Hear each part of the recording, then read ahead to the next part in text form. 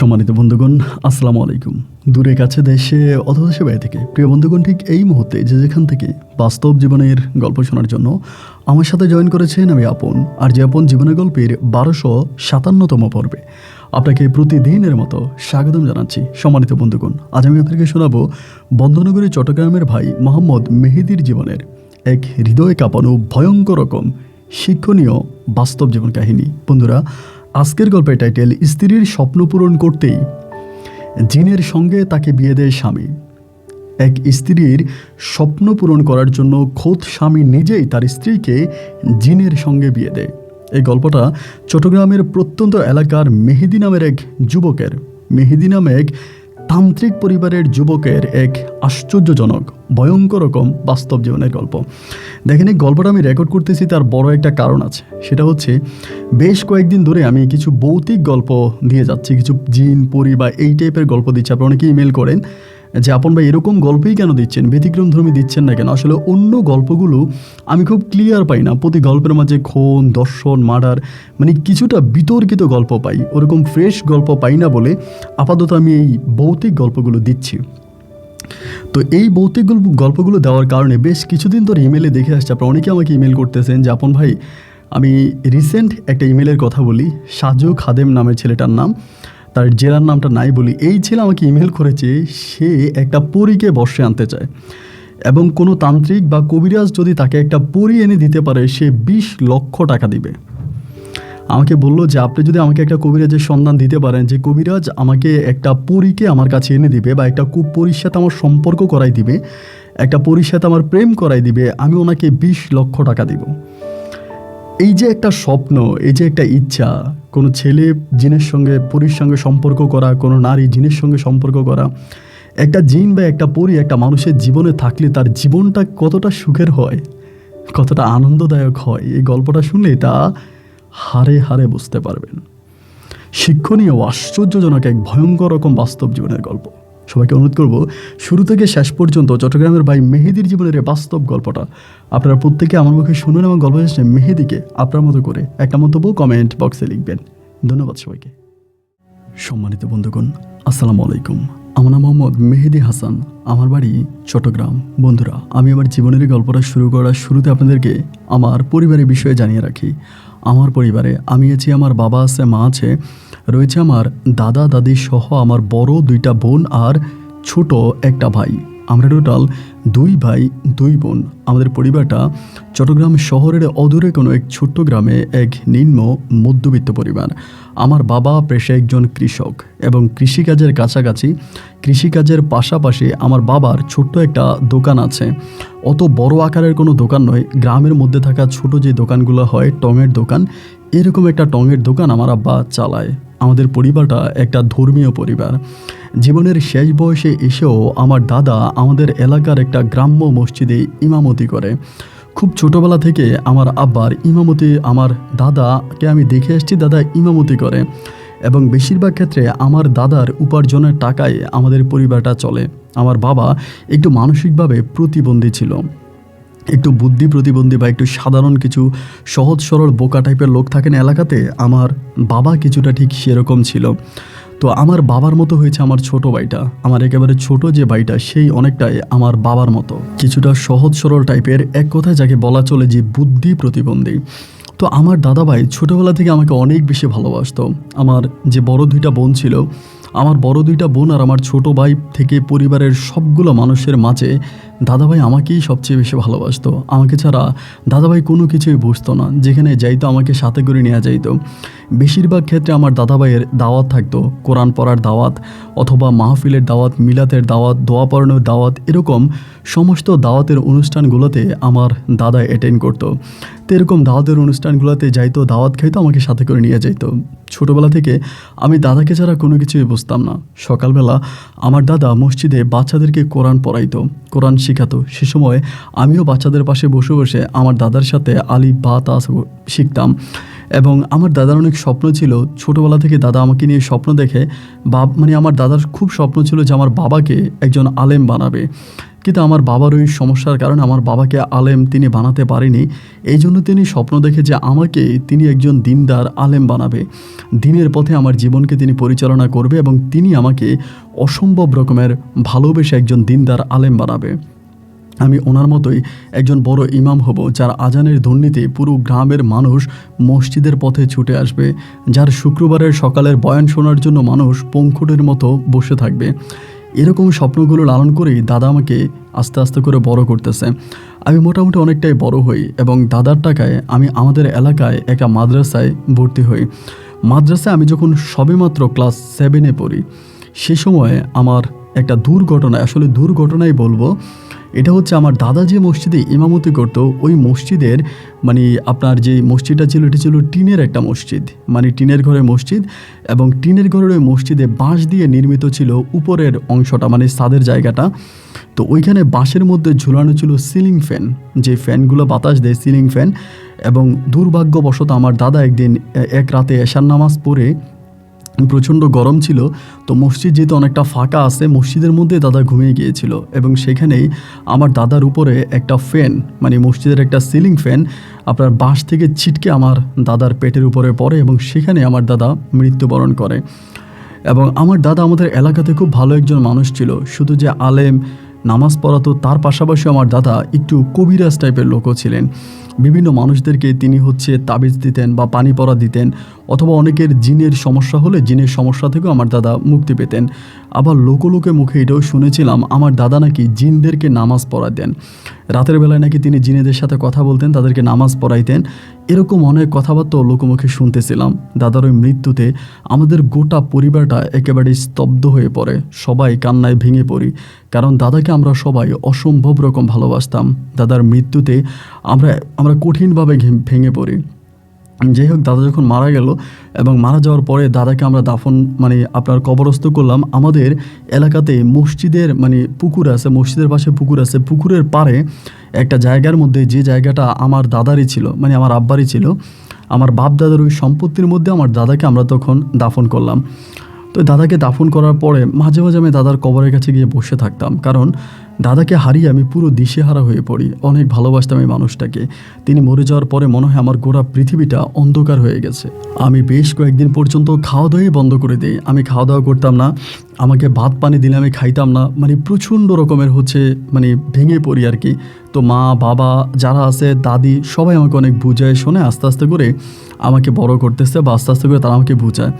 এরকম করে তখন ক্লাস 7-এ পড়তে আমার দাদা মারা যায়। ক্লাস 7-এর পরে যখন ক্লাস 8-এ হয়, ক্লাস 8-এ উঠার পরে ওই সময়টাতেও পর্যন্ত দাদার প্রতি আমার অনেক টান ছিল। আমি সকালবেলা মাঝে মাঝে দাদার কবরে যাইতাম, ওখানে কোরআন তেলাওয়াত করতাম এবং অনেকক্ষণ ধরে কোরআন তেলাওয়াত করে আসতাম কবরস্থানে, বা মাঝে মাঝে গিয়ে মিলাদ পড়তাম, মোনাজাত দিতাম। তো ক্লাস 7 থেকে ক্লাস 8-এ উঠার পরে একদিন রাতের বেলায় আমি হঠাৎ করে একটা ভয়ঙ্কর রকমের স্বপ্ন দেখতে পাই, যেটা শুনলে আপনি অবাক হয়ে যাবেন। আমি স্বপ্ন দেখতে পাই যে আমার দাদা আমাকে স্বপ্নে বলতেছে, আমার বুকের উপর থেকে এটা সরা, আমার বুকের উপর থেকে এটা সরা, আমি নিঃশ্বাস নিতে পারতেছি না, আমার নিঃশ্বাস আটকায় যাচ্ছে, আমার নিঃশ্বাস আটকায় যাচ্ছে, আমার বুকের উপর থেকে এটা সরা।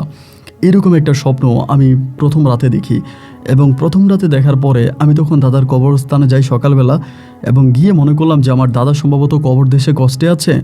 তো এইটা পরে আমি তখন দাদার এখানে দোয়া করি, মানে আপনার মোনাজাত করি, এবং সকালবেলা আমি মাদ্রাসায় চলে যাই। এই দিনটা কেটে গেল এবং এই দিনে মানে এর পরের দিন রাতের বেলায় আমি আবারও সেম স্বপ্নটাই দেখতে পাই। দাদা আমারে বলতেছে, আমার বুকের উপর থেকে এটা সরা, আমার অনেক কষ্ট হচ্ছে, এটা সরা। এরকম করে সারাটা রাত আমাকে এই স্বপ্নটা দেখায়। এবং স্বপ্নটা দেখানোর পরে আমার দাদার মানে আমাদের তখন মসজিদের ইমাম ছিলেন আরেকজন, দাদা মারা যাওয়ার পর নতুন একজন ইমাম আসছে। তো আমি তখন করলাম কি, ফজরের নামাজের সময় মসজিদে গিয়ে ওই ইমামকে ঘটনাটা জানাইলাম যে দেখেন এই ঘটনা, আমার দাদা আমাকে স্বপ্নে দেখিয়ে বলতেছে তার বুকের উপর থেকে এটা সরানোর জন্য। এখন তার বুকের উপরে কি আছে এবং কেন তিনি এরকমভাবে আমাকে স্বপ্ন দেখাইতেছে সরানোর জন্য, আমি তো বুঝতেছি না। আপনি কি আমার সাথে একটু আমার দাদার কবরে যাবেন? উনিশও আমার দাদার কবরে গিয়ে বসলো ইমাম সাহেব, এবং তিনিও দোয়া করলো, তিনিও মুনাজাত দিল, এবং ওই দিনও কেটে গেল। এবং ওই দিন রাতে আমি আবারও একই স্বপ্ন দেখতেছি। তিনি আমাকে বারবার স্বপ্নে এসে বলতেছে, আমার বুকের উপর থেকে এটা সরা, আমি নিঃশ্বাস নিতে পারতেছি না, আমার কষ্ট হচ্ছে, এটা সরা। এরকম করে আমাকে স্বপ্নগুলো দেখাচ্ছে। তো প্রতিনিয়ত এই স্বপ্নগুলো দেখতে দেখতে একটা পর যে আমার মনে হলো সম্ভবত আমার দাদা যে মারা গেছে, ওনার কবরের ভিতরে কোনো প্রাণী ঢুকে গেছে। এরকম হয় না যে কোনো প্রাণী কবরের মধ্যে ঢুকে যায়, অনেক বন্য প্রাণী বা এটা ওইটা কবরে ঢুকে যায়। তাই আমি মনে করলাম যে হয়তো কবরের ভিতর কোনো একটা প্রাণী ঢুকে গেছে, ওইটা সম্ভবত আমার দাদার বুকের উপরে চেপে ধরে আছে বা দাদাকে কষ্ট দিচ্ছে। এই জন্য মনে হয় তিনি এরকম সিদ্ধান্ত নিল বা এরকম স্বপ্ন আমাকে দেখাচ্ছে। পরে এই ঘটনা আমি আমার দাদি, এর আগেও যদি আমি আমার পরিবারকে জানাইছিলাম, তারা সবাই জানছে। তো ওই দিন আবার পুনরায় আমি তখন এই বিষয়টা আমার আব্বাকে, আমার দাদিকে জানাই।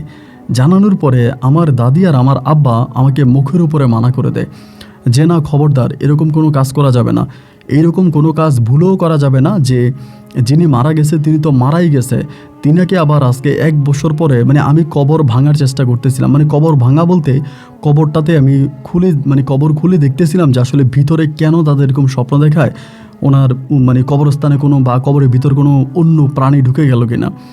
আমার আব্বা ডিরেক্টলি আমাকে বলতেছে এটা হারাম, এটা মোটেও ঠিক না।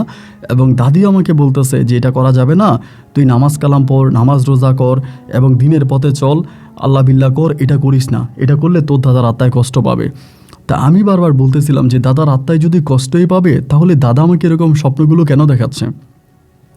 একজন মৃত ব্যক্তি এরকম স্বপ্ন দেখানোর পিছনে তো কোনো না কোনো একটা কারণ আছে, তা না হলে তিনি এরকম স্বপ্ন আমাকে কেন দেখায়? কোনোভাবে এটা আমি কাউকে বুঝাইতে পারি না এবং কেউ আমার এই বুঝ নেয়ও না। এবং একটা পর্যায়ে আমি এটা আমার মসজিদের ইমাম সাহেবকে বললাম যে ইমাম সাহেব, আমি আমার দাদার কবরটা খুলতে চাই এবং কবরের ভিতরে কি আছে, কেন আমার দাদা আমাকে এরকমভাবে স্বপ্ন দেখায়, আমি কবরটা খুলে কবরের ভিতরে কি হচ্ছে আমি এটা একটু দেখতে চাই। ইমাম সাহেব আমাকে মুখের উপর বলে দিল, আস্তাগফিরুল্লাহ মিন জালিক, এটা সম্পূর্ণ হারাম। একটা মানুষ যখন ওই পারে চলে যায় এবং ওই পারে চলে যাওয়ার পরে তার কবর দেশে কি হয় এটা দুনিয়ার মানুষ দেখতে পায় না, এবং কোনোভাবে উচিত না যে তুমি এই কবরটা খোঁড়া। কবর খুঁড়ে কবরের ভিতরে কি হচ্ছে এইটা দেখার কোনো রকম অনুমতি তোমার নাই।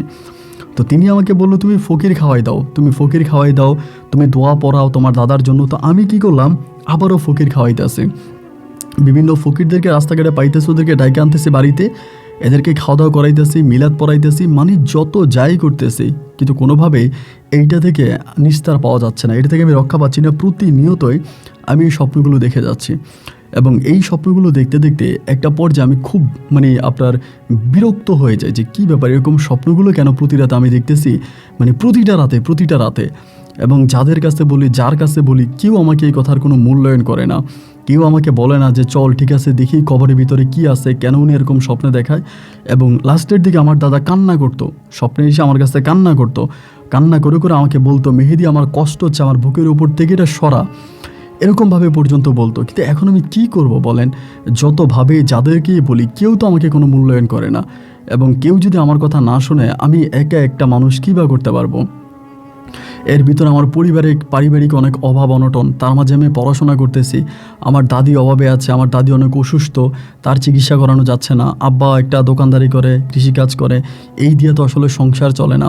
ছোটো ভাই একটা মানসিক প্রতিবন্ধী, বড় 2টা বোন আছে, একটা বোনের যদিও কষ্ট করে বিয়ে দিয়েছি এবং এরপরে বোনটার বিয়ে দিতে পারলাম না, পারিবারিকভাবে অনেকটা তখন সমস্যার সম্মুখীনের মধ্যে আছি। পরে চিন্তা করতেছিলাম যে কি করব, কি করা যায়, এটা থেকে মুক্তি পাওয়ার উপায়টা কি, কীভাবে এটা থেকে বাঁচা যায়।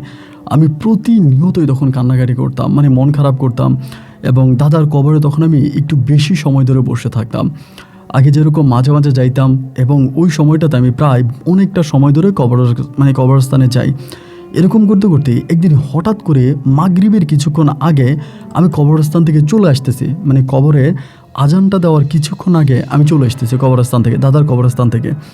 এবং আসার পূর্ব মুহূর্ত আমি যখন কবরস্থান থেকে বেরোইতে আসি, ওই সময়টাতে আমাদের এলাকাতে হাফেজা বলে একজন মহিলা আছে। উনি কবিরাজ বলতে একটু খারাপ মহিলা, উনি মানুষদেরকে বান মারে, তাবিজ করে এবং একটু দুষ্ট প্রকৃতির মহিলা আর কি, হাফেজা। ওই মহিলা দেখলাম কি কবরস্থানের দিকে যাচ্ছে, আমাকে করে যাচ্ছে এবং আমাকে দেখার পরে তিনি হঠাৎ করে লুকিয়ে গেল। আমি দেখলাম সে আসতেছে, দেখার পরে সে আড়ালে, গাছের আড়ালে লুকিয়ে গেছে। এখন গাছের আড়ালে লুকিয়ে যাওয়ার পরে আমি ওনার কাছাকাছি ওইখানে গেলাম, গাছের কাছে যেয়ে বললাম, কে এখানে? মাগরিবের তো একটু আগে, তখনও তো আপনার ফর্সা হয়ে আছে, আলো আছে চারদিকে। পরে উনি গাছের আড়াল থেকে বেরোয়ার পরে আমি বললাম, কী গো খালা, আপনি আমাদের দিকে লুকিয়ে গেলেন কেন? পরে বলতেছে, না পুরুষ মানুষ তো এই জন্য। আমি বললাম, ওমা, পুরুষ মানুষ হলে কী হয়েছে, আমি আপনার ছেলের বয়সী, তা আপনি আমাকে দেখে লুকাইলেন কেন? আর মাগরিবের সময় আপনি এদিকে কই যাচ্ছেন? উনি বলে, বাবারে আমার ছাগলটা ছুটে গেছে, আমি একটু ছাগলটা দেখতে যাচ্ছি। মানে এরকম বলে আমার ছাগলটাকে দেখতে যাচ্ছি, আমার ছাগলটারে খুঁজতেছি। তো আমি যতদূর জানি ওনার কোনো ছাগল, হাঁস, মুরগি, ওনার কোনো মানে গৃহপালিত মানে কোনো প্রাণী ওনার নাই। এটা পুরোই মিথ্যা কথা যে উনি বলতেছে উনি ওনার ছাগল খুঁজতে যাইতেছে। কারণ ওনার একটা ছেলে আছে, বাবু ছিল ওনার ছেলের নাম। তা আমি তো দেখতাম যে বাবুদের কোনো ছাগল নাই, কোনো কিছুই নেই। পরে আমি বললাম, কি বলেন আপনি, আপনার কোনো ছাগল বা গরু এইসব আছে বলে তো আমার কাছে মনে হয় না।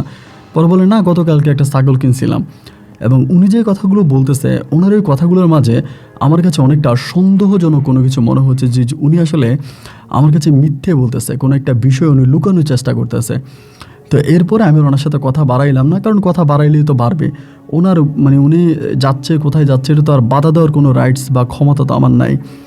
আমি তখন বললাম যে আচ্ছা ঠিক আছে, ওনাকে আমি এখান থেকে বিদায় করে দিলাম। উনি চলে যাচ্ছে।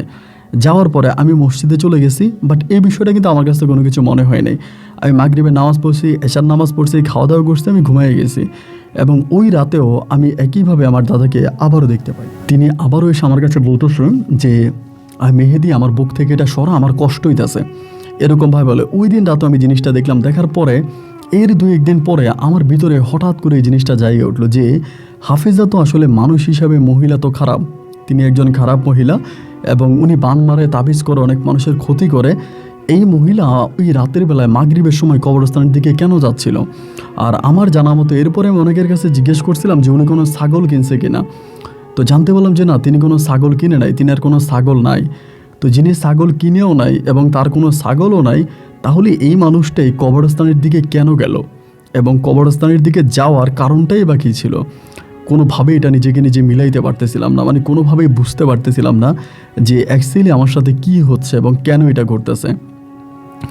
মানসিকভাবে তখন অনেকটা ভেঙে পড়লাম এবং ভেঙে পড়ার পরে এর কয়েকদিন পরে আমি আবারও নতুনভাবে কবরস্থানে পাহারা বসাইলাম এবং বসানোর পরে আমি একটা নতুন জিনিসের সম্মুখীন হলাম। এটা হচ্ছে এই হাফেজা মাগরিবের কিছুক্ষণ পরে, মানে মাগরিবের আজানের কিছুক্ষণ পরে আমার দাদার কবরস্থানে বসে, আমার দাদার কবরের পাশে বসে কি জানে কি করে। এবং উনি যাওয়ার সময় বোরকা গায়ে দিয়ে যায় এবং ওই কবরস্থানে যখন বসে তখন তিনি বোরকা খুলে একটা লাল কাপড় ওনার শরীরে পেঁচায় এবং পেঁচিয়ে উনি কবরস্থানে অনেকক্ষণ পর্যন্ত বসে থাকে। যখন চারিদিকটা একেবারে গুটগুটে অন্ধকার হয়ে যায়, নীরব হয়ে যায়, ওই মুহূর্তটাতে উনি তখন চলে আসে। এইটা আমি একটানা 2 থেকে 3 দিন দেখে গেলাম এবং এই 2-3 দিনে আমি কিন্তু আমার দাদাকে প্রতিদিনই স্বপ্নে দেখতেছি, প্রতিনিয়তই স্বপ্নে দেখতেছি। এবার 2-3 দিন পরে আমি তখন বিষয়টা আমার দাদিরে বললাম যে দাদি, এমন এমন ঘটনা। আমি ওই মহিলা হাফেজারে দেখি উনি আমার দাদার কবরে গিয়ে কি জানি কি করে এবং দাদার কবরে উনি এরকম লাল কাপড় পরে বসে থাকে। আমার দাদি বলে, তাহলে সর্বনাশ, এই যে তুই তোর দাদারে স্বপ্নে দেখতেছিস এবং এইটার তাইলে সবচেয়ে বড় কারণ হচ্ছে এই মহিলা। অবশ্যই এই মহিলা তোর দাদার সাথে ওই কবরস্থানে গিয়ে এমন কিছু করে যেটার কারণে তোর দাদার ওই আত্মা তোকে রাতের বেলায় স্বপ্ন দেখাচ্ছে যে এখানে কিছু একটা হচ্ছে। আমার কাছে মনে হয় মহিলা কিছু একটা করে। তো এরপরে আমি মহিলারে, মানে হাফেজা খালারে জিজ্ঞেস করলাম একদিন, এর পরের দিনে জিজ্ঞাইলাম যে আপনি রাতের বেলা আমার দাদার কবরস্থানে কেন যান এবং আপনি আমার দাদার কবরে গিয়ে কি করেন, আপনার ওখানে কাজ কি, আপনি কেন যান? এটা বলার পরে তিনি আমাকে ডাইরেক্ট অস্বীকার। আমাকে বলে, না তো, আমি তো কবরস্থানে যাই না, আমার কবরস্থানে কী কাজ থাকবে, আমি কেন কবরে যাব, আমার তো কবরে কোনো কাজ নাই। আমার মুখের উপর উনি তখন আমাকে মিথ্যাবাদী সাব্যস্ত করে। আমি তখন বললাম যে না, আপনি আমাকে মিথ্যা বলতেছেন, আমি আপনাকে নিজে খুদ কয়েকদিন ধরে দেখেছি আপনি কবরস্থানে গেছেন, আপনি কবরস্থানে যাচ্ছেন, আপনি মিথ্যাগুলো আমাকে কেন বলেন? উনি আমাকে বলেন, না, আমি কবরস্থানে যাই না। এইরকমভাবে কয়েকদিন পরে আমি ওনাকে ঠিক ওই কবরের মধ্যে মাগরিবের পরে যেয়ে ধরছি। মাগরিবের নামাজটা পড়ে দৌড়ে গেছি, যা আরও 2জন ছিল আমার সাথে আমাদের এলাকার, ওদেরকে নিয়ে তখন আমি ধরছি। ধরার পরে উনি ওইখানে আমার দিকে একদম বড় বড় চোখ করে তাকাইতেছে এবং ওনাকে দেখে আমার কাছে মনে হলো যে ওনার মাঝে মনে হয় কিছু না কিছু একটা আসে বা ওনার সাথে কিছু একটা জিনিস, জিন বা কিছু একটা জিনিস ওনার উপরে ভর করেছে। উনি এমনভাবে আমার দিকে তাকাইতেছে এবং আমাকে ধমক দিয়ে বলতেছে, আমাকে ছেড়ে দে, আমাকে ধরিস না, এবং আমাকে ধরলে মরে যাবে, চারকার হয়ে যাবে, জীবন থাকবে না, আমাকে ছেড়ে দে। এবং এরকমভাবে উনি এরকম করতেছে এবং ওনার কণ্ঠটা অনেকটা পুরুষের কণ্ঠের মতো হয়ে গেছে, অনেকটা মেল কণ্ঠের মতো হয়ে গেছে। পরে আমার কাছে মনে হলো যে তিনি তো আসলে ব্যতিক্রম ধর্মী কোনো কিছু করার চেষ্টা করতেছে। এবং এই অবস্থার মধ্যে আমি দেখলাম কি উনি কি জানি একটা জিনিস, আমার দাদার কবরের মাঝখানের মধ্যে থেকে কি জানি একটা করছে, কিছু একটা করছে এখানে। এই জিনিসটা দেখলাম। তো কবরস্থান তো পরিষ্কার না, মানে কবরের উপর অনেক ঘাস উঠে আছে, অনেক লতাপাতা হয়ে আছে। কবরের চারপাশটা যদিও পরিষ্কার, আমি কবরের মধ্যখান কখনো পরিষ্কার করি নাই। কেননা আমার দাদি সবসময় বলতো কবরস্থান পরিষ্কার করা ভালো না, কবরস্থান মানে পরিষ্কার করে রাখা এটা ভালো না, কবরস্থান অপরিষ্কার থাকাই ভালো, এটাকে পরিষ্কার করা যাবে না, এরকমভাবে আমার দাদি সবসময় বলতো। তো এখন কবরস্থান কেন পরিষ্কার করা যাবে না এবং উনি ওইখানে কী করছে, মানে আমার কাছে মনে হলো কিছু একটা জিনিস উনি ওখানে লুকাইছে। এবং আমার ভিতর তখন সন্দেহ লাগলো মেবি কিছু না কিছু একটা উনি ওখানে করে রাখছে। তো এই দিন তখন ওনার সাথে এখানে ধরাধরি করে চলে গেছি। চলে যাওয়ার পরে আমি তখন বাড়িতে আসছি রাতের বেলায়, এসে দাদিরে জানাইলাম যে দাদি এমন এমন ঘটনা, হাফেজারে ধরছি ওইখানে, হাফেজা কী জানি করতেছিল এবং ধরার পরে এরকম এরকম ব্যবহার করছে। দাদি তখন আমারে বলে ঠিক আছে তাহলে সকালবেলা কবরস্থানটা একটু পরিষ্কার করিস। তো এই প্রথম দাদি আমারে বলে কবর পরিষ্কার করার জন্য। এর আগেই কবর পরিষ্কার করার কথা বললেই দাদি খেপে যেত, রেগে যেত। পরে আমি বললাম আচ্ছা ঠিক আছে। এর পরের দিন আমি কবরস্থানে সকালবেলা যাই এবং কবরস্থান পরিষ্কার করে কবরস্থান পরিষ্কার করতে গিয়ে আমি এমন একটা জিনিস পাই যেটা শুনলে আপনি অবাক হয়ে যাবেন। কবরস্থানটা পরিষ্কার করতে গিয়ে আমি ওখানে দেখতে পাই যে কবরস্থানে ঠিক আমার দাদার বুক বরাবর একটা খাঁচার মতো একটা আপনার মানে কাচের গ্লাসটা কাচের, কিন্তু উপরে কাচের গ্লাসের একটা ছিদ্র আছে, মানে একটা ছিদ্র আছে এরকম কাচের একটা গ্লাসের ভিতরে একটা আপনার টিকটিকি, আপনারা হয়তো অনেকেই চিনেন, কালো টাইপের একটা টিকটিকি যার লেন্সটা অনেকটা কালো এবং ব্যতিক্রম ধর্মী একটা টিকটিকি। মানে আমরা স্বাভাবিক যেসব টিকটিকিকে দেখতে পাই, মানে আমরা যেরকম টিকটিকি দেখতে পাই এরকম না, সম্পূর্ণ ব্যতিক্রম ধর্মী একটা টিকটিকি। এবং এই টিকটিকিটাকে হচ্ছে গিয়ে আমার মানে বোতলের মধ্যে ঢুকায় রাখছে কাচের গ্লাসে এবং উপর দিয়ে গ্লাসের মুখটা একটু ছিদ্র করা। দেখে মনে হচ্ছে টিকটিকিরা মারা যাচ্ছে এমন একটা অবস্থা। এবং এইটার মধ্যে দুইটা তাবিজও রাখা, এবং কিছু চুল এইটা সেটা অনেক কিছু ওই মানে বোতলটার মধ্যে রাখা। এটা দেখার পরে আমি তখন অবাক হয়ে গেলাম যে ব্যাপার কি, বিষয় কি, এটা এরকম কেন এবং এইটার ভিতরে এই জিনিসগুলো আসলো কোত্থেকে।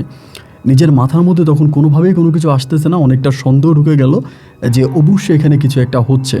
আমার কাছে যেটা মনে হলো এটা কালো জাদু বা কিছু একটা হতে পারে। আমি মুহূর্তের মধ্যে এটা নিয়ে বাড়িতে আসছি। বাড়িতে এসে আমার দাদিরে দেখানোর মাত্র দাদি আমার বলতেছে তাড়াতাড়ি মুখটা খোল। তখন মুখটা খুলে টিকটিকিটারে ছেড়ে দিলাম, এটা খুব দুর্বল হয়ে গেছে, অনেকটা অসুস্থ হয়ে গেছে। এরপরে এটা কোনোরকম হাইটা এখান থেকে চলে গেছে। এবং এই যে ভিতরে আপনার চুল ছিল, তারপরে হচ্ছে আপনার তাবিজ তুমান যেগুলো ছিল, এই সব কিছু আমরা তখন আগুনে পোড়াই দিছি। পোড়াই দেওয়ার পরে আমার দাদি তখন করলো কি, ওই দিন দুপুরে আমাকে নিয়ে এই হাফেজার বাড়িতে গেছে। উনি করতো এই কালো জাদু, ব্ল্যাক ম্যাজিক, কালো জাদু, এই সমস্ত কাজকামে উনি করতো। ওনার বাড়িতে যাওয়ার পরে আমার দাদি তখন বলল যে তুই কি করছিস, এগুলো জিজ্ঞেস করার পরে সে মুহূর্তের মধ্যে আমার দাদির উপরে খেপে যায় এবং খেপে গিয়ে উনি আমার দাদিরে মারতে আসে। আমার সামনে আমার দাদিরে ধাক্কা দিয়ে ফেলে। তো আমার সামনে যদি আমার দাদিরে ধাক্কা দেয় তখন আমার রাগ উঠে যায়, প্রচণ্ড রেগে যায় এবং রেগে গিয়ে আমি ওখানে ওনাকে মারতে শুরু করি। তো ওনার বাড়ির এলাকার লোকজন আছে, তারা সবাই এসে আমাকে ধরে দুপুরবেলা আমি মারতেছি, মানে আমি ওনারা কয়েকটা ঘুষি দিয়ে ফেলি, যেটা সত্যি কথা ওনারও মুখের অনেক জায়গায় ফেটে যায়, রক্ত বেরোয়। এবং উনি ওই রক্তাক্ত মুখ নিয়ে আমাকে বলতেছে যদি আমি এক বাপের জন্ম হয়ে থাকি তাইলে তোর আমি মানে 15 দিনের ভিতরে তোর নাকে মুখে রক্ত উঠে আমি তোরা মেরে ফেলবো, তুই মারা যাবি, তুই আমার হাতে মারা যাবি, তুই এটা মনে রাখিস, তুই মরবি, এরকম করে বারবার উনি চিৎকার করে আমাকে এগুলো বলতেছে। একটা পর্যায়ে আমার দাদি তখন আমাকে নিয়ে চলে আসলো ওই বাড়ি থেকে চলে আসলো। আসার পরে আমরা তখন আমার দাদার কবরের চারপাশটা বেড়া দিয়ে দিলাম, মানে আপনার শক্ত করে বাঁশ কেটে চারপাশে, আমরা তো অত বড় লোক না যে চারপাশটা ওয়াল করে দিব, এরকম সামর্থ্য তো আমাদের নাই। পরে কী করলাম, এই কবরের চারপাশটা তখন বাউন্ডারি সিস্টেম করে দিলাম, মানে আপনার করে বাঁশ দিয়ে এটা ওইটা দিয়ে খুব শক্ত করে দিলাম এবং ওখানে মানে পাহারাদার বসাই দিলাম। মাঝে মাঝে আমি নিজে বসি, মাঝে মাঝে আমার ছোটো বাইরে বসায় রাখি, ওই হাফেজা যেন আসতে না পারে। এইভাবে কয়েকদিন কেটে গেল, প্রায় আপনার 10-12 দিনের মতো কাটছে। এবং 10-12 দিন হওয়ার পরে হঠাৎ করে আমার একটা সমস্যা দেখা দেয়। আমার সমস্যাটা হচ্ছে কি জানেন, মানে আমি একদিন বৃষ্টিতে ভিজতে আসতেছিলাম, আমার মাদ্রাসা থেকে বৃষ্টি হচ্ছিল, বৃষ্টিতে ভিজতে বাড়িতে আসি। বাড়িতে আসার পর আমার জ্বর ওঠে, ওই রাতে আমার জ্বর হয় এবং জ্বর হওয়ার পরে আমার কাশির প্রবণতা বেড়ে যায় এবং জ্বর থেকে আমার কাশিটা হয় এবং কাশি থেকে আমি কাশি দিলে আমার মানে গলার ভিতর থেকে ব্লাড বের হয়, রক্ত বের হয়। এবং রক্ত যখন বের হইতে আসে মানে বুঝতে পারতেছিলাম না যে কেন এরকমটা হচ্ছে। তো 2-1 দিন দেখলাম যে জ্বরও কমে না, জ্বরও বাড়তেছে এবং ভিতর থেকে কাশির সাথে রক্ত বের হইতে আসে। এমতো অবস্থার ভিতর আমি তখন আমাদের যে স্বাস্থ্যসেবা ক্লিনিক আছে ওইখানে যাই। সরকারি হসপিটাল। ওখানে যাওয়ার পর আমি তখন টিকিট কেটে ডাক্তার দেখাই। ডাক্তার তখন বললো যে এটা জ্বরের সমস্যা। তিনি আমাকে অনেক ওষুধ দিল এবং বললো এগুলো খেলে ভালো হয়ে যাবে। 1 সপ্তাহ ধরে আমি এই ওষুধগুলো খাচ্ছিলাম, কিন্তু 1 সপ্তাহের মধ্যে আমার শরীরের বিন্দু মাত্র কোনো পরিবর্তন ঘটলো না। এক বিন্দু পরিমাণের কোনো পরিবর্তন ঘটলো না এবং শারীরিক কন্ডিশন, শারীরিক অবস্থা আরও অনেক বাজের দিকে চলে গেল, আরও অনেকটা খারাপ হয়ে গেল। আমি তখন আসলে বুঝতে পারতেছিলাম না যে আমি এখন কি করব। মানে আমার এখন কি করা উচিত, কি করব, কি করা উচিত, কোনোটাই আমি তখন বুঝতেছিলাম না। মানসিকভাবে তখন অনেকটা দুর্বল হয়ে পড়ি এবং শারীরিকভাবে অনেকটা দুর্বল হয়ে পড়ি। আর আমার পরিবারের তো এত সামর্থ্য নাই যে আমাকে ভালো ডাক্তার দেখিয়ে চিকিৎসা করা। এমনি দাদি একটা অসুস্থ, তার উপরে আমার ছোটো ভাই একটা পাগল, আব্বার একার পক্ষে সংসার চালাইতে আছে, আবার দুইটা বোনের বিয়ে দিল। তো এরকম করতে করতে পরে দাদি আমাকে কবিরাজের বাড়িতে নিয়ে যায়। মানে আশেপাশে যে ছোটোখাটো কবিরাজ আছে ওগুলোর কাছে নিয়ে যায়, কিন্তু ওভাবে কোনো কবিরাজ আমাকে ভালো করতে পারে না। আর বড় কোনো তান্ত্রিক বা কবিরাজের কাছে নিতে হলে যে পরিমাণে টাকার প্রয়োজন, আমাদের পরিবারে ওই পরিমাণে টাকার সাপোর্ট নাই যে এত টাকা খরচ করে একটা ভালো কবিরাজ দেখাবে। আমি তখন ভাই অনেকটা দুর্বল হয়ে গেলাম এবং অনেকটাই অসুস্থ হয়ে গেলাম। প্রায় আমার এরকম অবস্থা যে আমি বাঁচবো এটা কেউ বলে নাই। সবাই বলতেছে, আমার দাদিও বলতেছে ওই হাফেজ আমাকে তাবিজ করছে। আমার দাদি গিয়ে ওই হাফেজার পায়ে পর্যন্ত ধরে যে তোর পায়ে ধরি, তুই আমারে বাঁচা, আমার নাতিটারে বাঁচা, তুই আমার গায়ে হাত তুলছিস, আমার নাতি তোর গায়ে হাত তুলছে, আমি তোর কাছে মাপ চাই, ক্ষমা চাই, তুই আমার নাতির এমন কিছু করছিস যেটার জন্য আমার নাতি মারা যাইতেছে, তোর 2টা পায়ে ধরি। আমার দাদি ওর পায়ে পর্যন্ত ধরে, কিন্তু উনি আর আমার মানে কোনো কিছুই করে। উনি বলে আমি কিছু করি নাই, আমি কিছুই করি নাই, আমার কাছে কোনো ক্ষমতা নাই, আমি কিছুই করি নাই, এবং তোমার নাতি এমনি এরকম হয়ে গেছে, এমনিতেই হয়েছে, আমি কিছু করি নাই। মানে উনি যে এত বড় একটা ঘটনা ঘটিয়েছে উনি এর স্বীকারই করে না, কোনোভাবে উনি এটা মানেই না। উনি বলে আমি কিছুই করি নাই, আমি কোনো কিছুই করি নাই। কোনোভাবেই তখন বুঝতে পারতেছিলাম না যে কি করব, কেন এটা হচ্ছে বা কী কারণে হচ্ছে। এবং এবার আমার দাদি যে কবিরাজদের কাছে নিলে কিন্তু আবার অনেক কবিরাজে টাকা চায় যে এত টাকা দেন ভালো করে দিব, কিন্তু আমাদের পরিবারে তো এরকম সামর্থ্য নাই যে এত টাকা দিয়ে ভালো করে দিবে। তো আমি প্রায় আপনার 3-4 মাসের মধ্যে আমার শারীরিক অবস্থা এরকম হয়ে যায় যে নর্মালি যে কোনো মানুষ আমাকে দেখলে ভয় পেয়ে যাবে। আমি একদম শুকিয়ে যাই, আমার শরীরের যে হাড়গুলা এগুলা কাউন্ট করা যাবে, 1-2টা করে কাউন্ট করা যাবে, শরীরের হাড্ডিগুলো বেরিয়ে যায় এবং চোখ 2টা ঘরতে ঢুকে যায়, মাথার চুল একদম পড়ে যায়, মাথার চুলগুলো পড়ে যায়, হাতের নখগুলো মনে হয় এরকম নরম হয়ে গেছে যে টান দিলে মনে হয় পড়ে যাবে। আমাকে অনেক মানুষ দেখতে আসে, আমাদের এলাকার অনেক লোক, আমার স্কুলের শিক্ষক শিক্ষিকা, ছাত্রছাত্রী, আমার মাদ্রাসার সবাই আমাকে দেখতে আসে এবং যে যার মতো করে সাহায্য সহযোগিতা করতেছে, টুকিটাকি সাহায্য সহযোগিতা করে। এবং ওদের ওই সাহায্য সহযোগিতায় আমার ভিতর তখন একদিন মানে এরকম করে চলতে চলতে একদিন দুপুরবেলা আমার বুক জ্বলে যাচ্ছে, আমার মনে হয় আমি মরে যাব, আমি আর নিঃশ্বাস নিতে পারতেছি না, বুকটা জ্বলে যাচ্ছে, মনে হয় আমার মানে গলাটার মধ্যে কি একজন চাপ দিয়ে ধরে আছে। আমি হঠাৎ করে আমার দাদিরে বলতেছি, দাদি গো, মা গো, আমার একটা আমার দাদার কবরের কাছে নিয়ে যাও, আমার একটা আমার দাদার, মানে হঠাৎ করে কেন যেটা ভিতর থেকে জেগে আসছে আমি বলতে পারবো না, যে আমাকে আমার দাদার কবরের কাছে নিয়ে যাও, আমি একটু দাদার কবরে যাব। এরকম করে যখন চিৎকার করতেছে, আমার বাবা তখন আমার কাঁধে নিয়ে দিছে দৌড় কবরস্থানের দিকে। তখন তো পুরো এলাকাতে চিৎকার পড়ে গেছে যে আমি মারা যাব, আমি আর বাঁচবো না, সবাই বলে ফেলছে। তো আমার বাবা তখন আমাকে কাঁধে নিয়ে দৌড় দিছে কবরস্থানের দিকে এবং কবরস্থানে নিয়ে আমার দাদার কবরের পাশে আমাকে শোয়াই দিছে। দাদার কবরের পাশে শোয়াই দেওয়ার পরে আমি জানি না আপনি বিশ্বাস করবেন কি না, মুহূর্তের মধ্যে না আমার ভিতরে একটা শান্তি অনুভব হচ্ছে। মানে এই যে আমার ভিতরে একটা কষ্ট, একটা যন্ত্রণা বা আমার ভিতর থেকে একটা মানে ওইটা কমে গেছে, ওইটা সম্পূর্ণ কমে গেছে এবং ভিতরটা অনেক ভালো লাগতেছে, মানে ভিতরে অনেক ভালো লাগতেছে, শান্তি লাগতেছে। তা আমি আমার দাদিরে বলি আমি পানি খাবো, আমার পানি দাও। আমার এই না পানি দিলে, আমি পানি খাইলাম। পানি পান করার পরে মানে বিকেল হয়ে গেছে, দাদি আমারে বলে, বাবা আমারে বলে যে মেহেদি তোরে বাড়িতে নিয়ে যাই। আমি বললাম না, আমি যাব না, আমি এখানে থাকবো, আমি আমার দাদার কবরের কাছে থাকবো, আমি যাব না, আমার নিয়ে না, আমি নিলে মরে যাব। আমারই আর ওখান থেকে নিতে পারে নাই। মাগরিবের আজান দিয়ে দিছে, আমার নিয়ে যাবো, আমি বলছি না আমি যাব না। তা মাগরিবের পরে আমার বাবা আমার জোর করে নিয়ে আসছে। রাত 2টার দিকে আমি আবারও চিৎকার শুরু করছি যে আমার বুক ফেটে যাচ্ছে, আমার কষ্ট দিচ্ছে, আমার দাদার কবরের কাছে নিয়ে যান। আমাকে যখনই আমার দাদার কবরস্থানে এসে আমাকে শোয়ায়, মানে দাদার কবরের পাশে আইনে আমাকে শোয়ায়, আমার তখনই মনে হয় কি শরীরের সমস্ত ব্যথা ভালো হয়ে গেছে, শরীরের ব্যথা ভালো হয়ে গেছে, কষ্ট নাই, মানে আমি খুব নির্দ্বিধায় উঠতে পারি, বসতে পারি, বা আমি অনেকটা ভালো হয়ে গেছি। মানে আমার কাছে মনে হয় যে আমি সম্পূর্ণ ভালো হয়ে গেছি। তো এখন এটা কেন হচ্ছে, কী কারণে হচ্ছে, এইটা তো আমি নিজেও বুঝতে পারি না যে কী কারণে আমার ভিতরে এই সমস্যাটা হচ্ছে। এবার এরকম করে তখন সময়গুলো কাটতেছে। আমার দাদা তখন আমাকে ডাক্তার দেখাইতে, মানে আমার বাবা তখন আমাকে বেশিরভাগ সময় আমার দাদার কবরস্থানে রেখে দিত। আমি কবরস্থানে শুয়ে থাকতাম এবং খাওয়া দাওয়া থেকে শুরু করে সব কবরস্থানে, এবং পায়খানা প্রস্রাব করার জন্য কবরস্থানের পাশে একটা জায়গা, ওইখানে আমার বাবা একটা ওয়ান টাইমের মতো করে একটা টয়লেট বানায়। আমি ওই টয়লেটে যাই, ওই টয়লেটে বাথরুম করি বা প্রস্রাব পায়খানা করি, আবার এসে দাদার কবরস্থানে শুয়ে থাকি। মানে আমার মনে হয় যে এই কবরের মাটির পাশে শুয়ে থাকলে মনে হয় আমি শান্তি পাচ্ছি। এরকম করে শুয়ে থাকতে থাকতে থাকতে থাকতে আল্লাহর কি হুকুম, আলহামদুলিল্লাহ আমি প্রায় অনেকটাই সুস্থ হয়ে যাই। আমি অনেকটাই সুস্থ হয়ে যে আমার ভিতরে যে একটা, মানে আমার খাওয়া দাওয়া আমি করতে পারি কবরস্থানে বসে বসে। আমার দাদি খাবার নিয়ে আসে, বাবা খাবার নিয়ে আসে, এখানে বসে বসে খাচ্ছি, এখানে বসলে আমি খাইতে পারি, মানে আমি খাইতেও পারি, ঘুমাইতেও পারি, একদম সব এখানে ঠিক আছে। মানে যতক্ষণ দাদার কবরের পাশে আমি থাকি ততক্ষণ আমার কোনো সমস্যা নাই। আমার শরীরও ভালো, আমার শারীরিক কন্ডিশনও ভালো, সবই ভালো। কিন্তু কবরস্থান থেকে আমাকে একটু দূরে নিলেই আমি মনে হয় মরে যাই, মানে আমাকে মেরে ফেলে। মনে হয় একটা অশুভ কোনো একটা শক্তি এসে আমাকে ধরে বসে, যেটা আমার গলা চেপে ধরে আমার নিঃশ্বাস আটকানোর চেষ্টা করে। এইটা আমার কাছে তখন ফিল হচ্ছিল, অনুভব হচ্ছিল। বাই দ্য ওয়ে, আমি তখন ভাবলাম যে ঠিক আছে, তাহলে আমি এভাবেই করব, বা আমি এই দাদার কবরের কাছে বসে থাকি, দাদার কবরের কাছে বসে থাকি। দেন এরপরে আমার দাদি আমারে খাবার দেয়, আমার মা আমারে খাবার দেয়, বাবা এনে খাবার দেয়। এভাবে বেশ কয়েকদিন কেটে গেল। এইভাবে বসে থাকতে থাকতে, মানে গ্রামের মানুষ তো, এখন কি বলবো, গ্রামের অনেকেই তখন আমার কাছে পানি নিয়ে আসে যে মেহেদি আমাদের একটু পানি ফু দিয়ে দাও, আমার একটু পানি ফু দিয়ে দাও। আমি বলি আমি তো কবিরাজ না, আমি কি কবিরাজ নাকি যে আপনারা আমার এগুলো কেন বলতেছেন? বলে না, একটু পানিতে ফু দিয়ে দাও। যেহেতু এটা মনে করেন 4-5টা আপনার বাধা আছে, মানে কবরস্থানের চারদিকটা আমরা ঘেরাও করে রাখছি, আপনার বাঁশ দিয়ে শক্ত করে একটা মানে দেওয়ালের মতো দিয়ে রাখছি, এবং এটার মধ্যে আমি থাকি। তো এরকম করে একটু অলৌকিকভাবে থাকতেছি, তো একটু অন্যরকমভাবে, এবং রাত দিন 24 ঘন্টায় থাকি। তখন দেখা গেল কি যে অনেক মানুষ তখন আমার কাছে আসতে থাকে, অনেক মানুষ আমার কাছে আসে, এসে আমার কাছ থেকে চিকিৎসা নেয়। চিকিৎসা বলতে আমার বলে পানিতে একটু ফু দিয়ে দাও।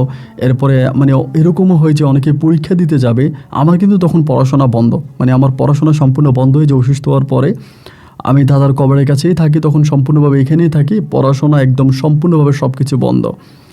এইবার দেখা গেল কি যে আমাকে আমার তখন হচ্ছে নিয়ে আসে, মানে আমার জন্য হচ্ছে, মানে অনেকেই তাবিজ পরা, মানে তাবিজ নিয়ে আসে, পানি পরা নেওয়ার জন্য আসে, কলম পরা নিয়ে আসে, এগুলো আমার কাছে নিয়ে আসে। আমি দিতে চাই না, আমি বলি আমি এগুলো করবো না, আমি এগুলো দিব না, আমার এগুলো মানে ঠিক না, মানা করি। কিন্তু আমার বাবা এসে বলে, এই নে না, তোর অমুক বাড়ির কাকি আইছে, তোর অমুক বাড়ির কাকা আইছে, এবং উনি আসছে, এ আসছে, একটু নে না। তা আব্বা আমারে রিকোয়েস্ট করে, আমার দাদি আমারে রিকোয়েস্ট করে। তো তাদের ওই অনুরোধে আমি তখন করলাম কি, আস্তে আস্তে করে এই জিনিসটা তখন আমি শুরু করি।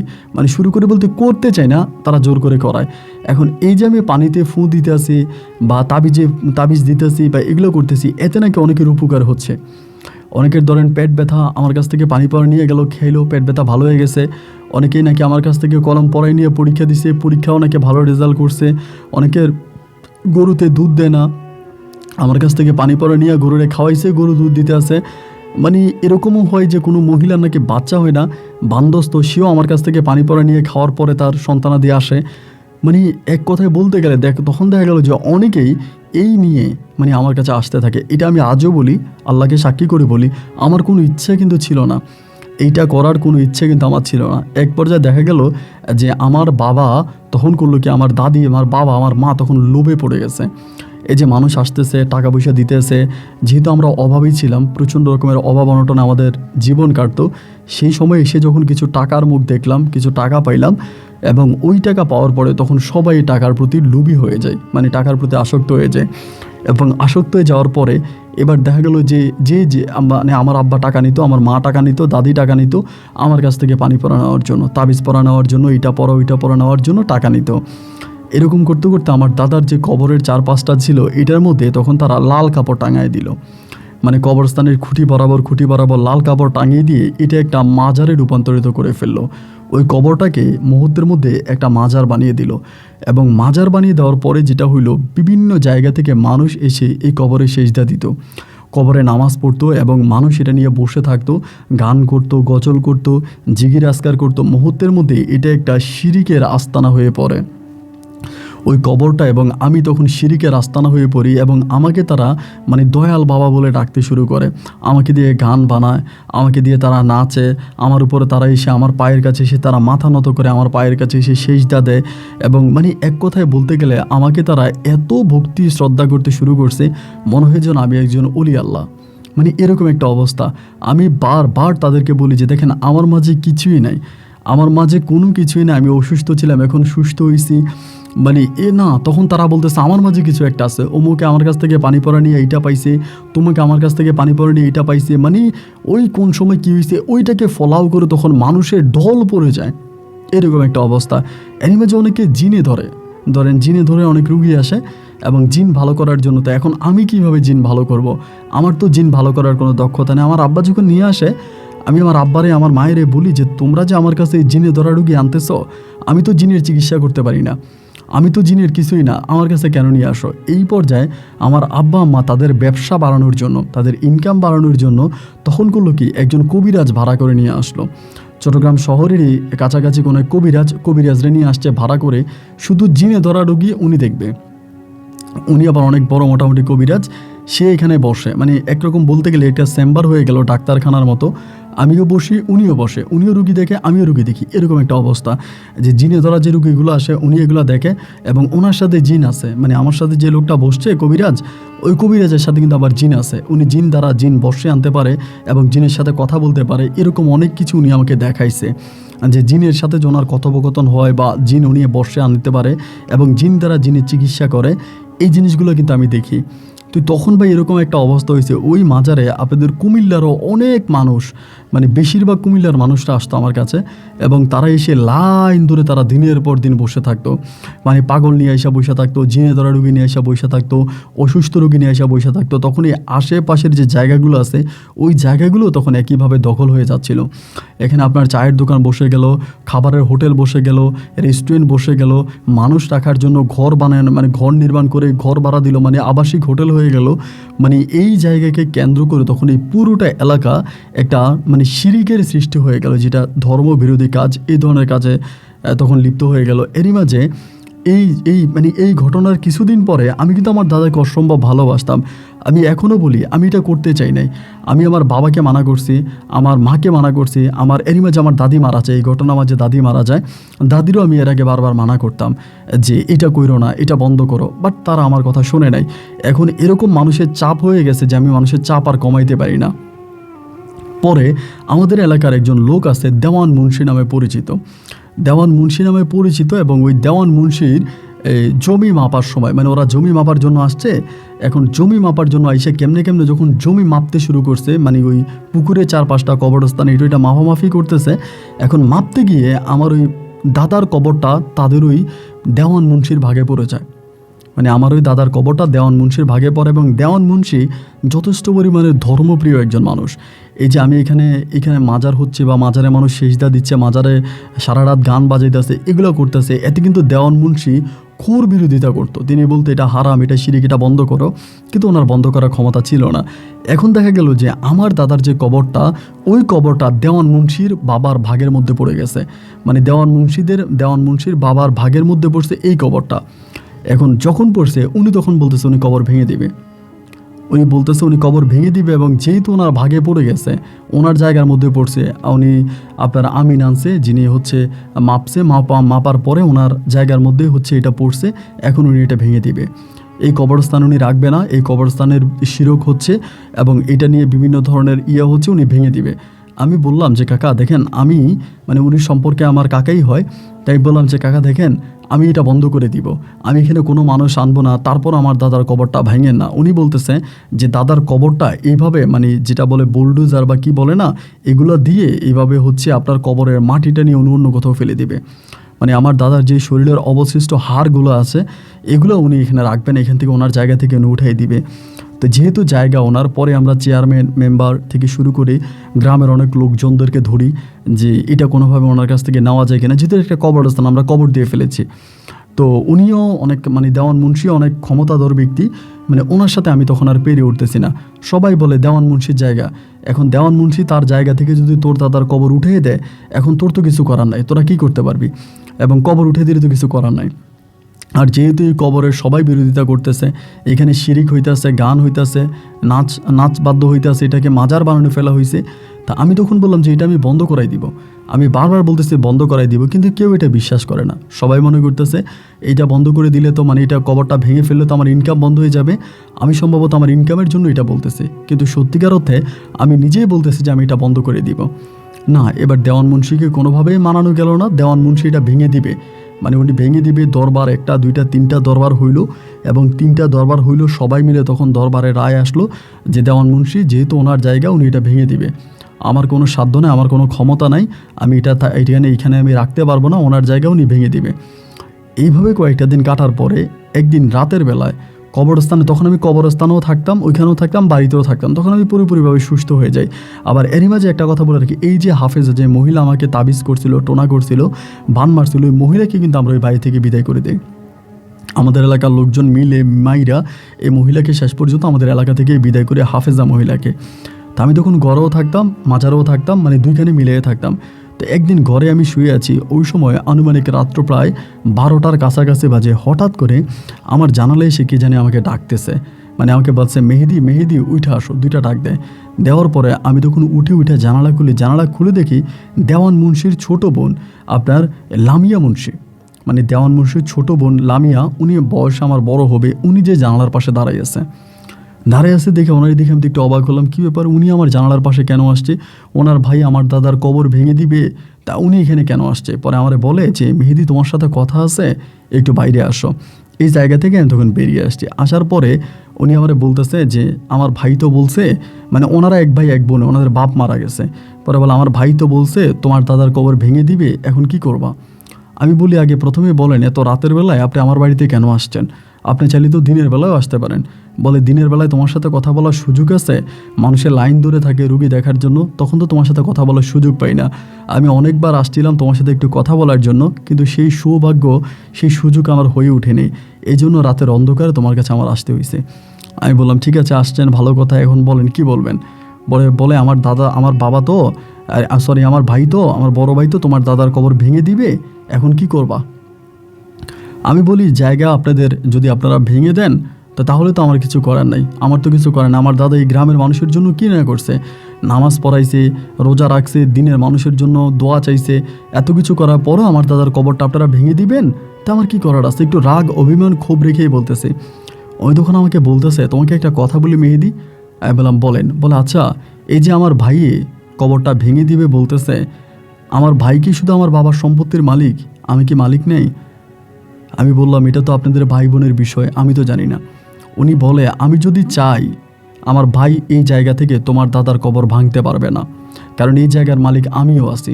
প্রয়োজনীয় জমি অর্ধেক ভাগাভাগি করলে তোমার দাদার কবরস্থানটা, কবরের সাইডটা আমি নিয়ে যাব, এবং ওই সাইডটা আমার ভাই নিয়ে যাবে। মানে ওনার কথাগুলো মাঝে না কেমন জানি আমি একটা, ওনার ভাইয়ের প্রতি ওনার একটা রাগ খুব এরকম একটা কিছু আমি পাইতেছি। পাওয়ার পরে আমি বললাম যে কি বলেন, আপনি আমার দাদার কবর রাখবেন? আমি ভাবছিলাম যে এইটা, যে তিনি আমার দাদাকে ভালোবেসে, আমার দাদা যেহেতু এলাকাতে একজন ভালো মানুষ ছিলেন, সম্ভবত আমার দাদাকে ভালোবেসে তিনি আমার দাদার কবরটা এখানে রাখতে চায়। এইটাই আমি প্রথমে মানে অনুমান করেছিলাম বা সন্দেহ করেছিলাম, যদিও তার পরে দেখলাম যে তার বিষয়টা ভিন্ন। পরে তিনি আমাকে বলে আমি তোমার সাথে একটু কথা বলবো, এইখানে দাঁড়ায় তো কথা বলা যাবে না, বাড়ির মধ্যে আসি। আমি বললাম হ্যাঁ আসেন। পরে আমাদের বারান্দায় বসার পরে আমি বললাম মারে ডাক দিই, মা উঠুক। বলে না না না, কাউরি ডাইকো না, কথাগুলো খুব গোপনীয়, আমি তোমার সাথে গোপনীয়ই বলতে চাই। আমি বললাম ঠিক আছে বলেন। বলে আমার একটা শর্ত আছে, যদি তুমি আমার শর্ত মানো তাহলে তোমার দাদার কবরটা ভাঙতে দিব না, তোমার দাদার কবরটা তোমার দাদার কবরের জায়গায় থাকবে, আমি এটা ভাঙতে দিব না, এবং যদি তুমি আমার শর্ত মানো। আমি বললাম অবশ্যই আপনার শর্ত আমি মানতে রাজি আছি, আপনি বলেন আপনার কী শর্ত। আপনার শর্ত আমি মানবো, এবং যদি আমার দাদার কবরটা ওইখানে থাকে। উনি বলে আমার শর্ত হচ্ছে, প্রথম শর্ত হচ্ছে তুমি আমাকে বিয়ে করতে হবে। এরকমভাবে তিনি কিন্তু আমার থেকেও প্রায় আপনার 5 থেকে 7 বছরের সিনিয়র, অনেক বড় সম্পর্কে হয় আমার, মানে আমার ফুফু হয় সম্পর্কে, মানে বাড়ির সম্পর্কে ফুফু হয় আর কি। ওনার নাম হচ্ছে লামিয়া মুন্সি। পরে আমি বললাম যে আপনি আমার কাছে বিয়ে বসবেন, যদিও ওনার এর আগে একটা বিয়ে হয়েছে, এবং সন্তানাদি না হওয়ার কারণে স্বামীর সাথে কী ঝামেলা হয়, এরপরে সম্পর্ক ছাড়াছাড়ি হয়ে যায়। উনি অনেক বছর ধরে ওনার বাপের বাড়িতেই পড়ে আছে। পরে আমি বললাম আপনি আমাকে কেন বিয়ে করবেন? বলে তুমি যদি আমাকে বিয়ে করো তাহলে আমি আমার ভাইয়ের এই জায়গাটা আমি তোমার নামে দিয়ে দিব, বা আমার ভাই তোমার দাদার কবর ভাঙতে পারবে না। এটা হচ্ছে আমার প্রথম কথা। আমার আরেকটা শর্ত আছে। দ্বিতীয় শর্ত শুনলে আপনি অবাক হয়ে যাবেন, মানে আপনার মাথায় আসমান ভেঙে পড়ার মতো দ্বিতীয় শর্ত। দ্বিতীয় শর্ত দিচ্ছে এইটা যে যেহেতু আমি কবিরাজি করি, অনেক জিনের সাথে আমার সম্পর্ক আছে, উনি একটা জিনকে বিয়ে করতে